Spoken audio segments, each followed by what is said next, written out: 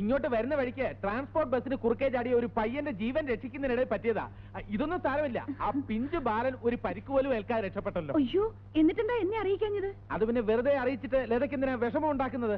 പിന്നെ ECG, x-ray, scanning ഇതൊക്കെ നടത്തുന്നതിന് ഒരു 500 റുപ്പീസിന്റെ ആവശ്യമുണ്ട്. എന്റെ കയ്യിലിപ്പോ ഇല്ലല്ലോ ചേട്ടാ. ഇനി അടുത്ത 1-ാം തീയതി അല്ലേ ശമ്പളം കിട്ടൂ. അതിനെന്താ, ഇവരോട് ആരോടെങ്കിലും കടം വാങ്ങിച്ചാൽ ഞങ്ങൾ തിരിച്ചു തരാം. അതൊന്നും വേണ്ട.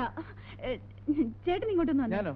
അല്ല, ഈ ചേട്ടൻ. ഒരു മിനിറ്റ്. പിഞ്ചു ബാലന്മാരെ മരണവക്ത്രത്തിൽ നിന്ന് രക്ഷിക്കുന്നത് എന്റെ ഒരു വിനോദാണ്. ചേട്ടന് തോന്നുന്നുണ്ടോ ആക്സിഡന്റ് പറ്റിയതാണെന്ന്? പിന്നെ ഞാൻ ആരോടും പറയാത്തതാ.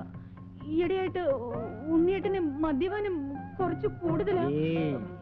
ബോട്ടിൽ വാങ്ങാൻ കാശിനാ ബാൻഡേജും കെട്ടി വന്നിരിക്കുന്നത്. സംശയം ഉണ്ടെങ്കിൽ ചേട്ടൻ പതുക്കെ ചെന്ന് ആ കൈ ഒന്ന് പിടിച്ച് തിരിച്ചു നോക്കിയേ. അത് പിന്നെ ഞാനല്ലേ പറയുന്നത്. ചെല്ല്. NCC-ലും ഉണ്ടായിരുന്നു, സ്കൗട്ടിലും ഉണ്ടായിരുന്നു. അപ്പോഴേ എന്തൊക്കെയുണ്ട് വിശേഷം? എന്ത് വിശേഷം ചേട്ടാ? എന്തെങ്കിലുമൊക്കെ നല്ല കാര്യം ചെയ്ത് ജീവിതം ഇങ്ങനെ തള്ളി നീക്കുന്നു. അല്ലാതെന്താ? എന്താ ഇത്? അല്പം മനുഷ്യത്വം വേണ്ടേ? ഒന്നും പറയണ്ട. അങ്ങോട്ട് പോവാനല്ലേ പറഞ്ഞത്?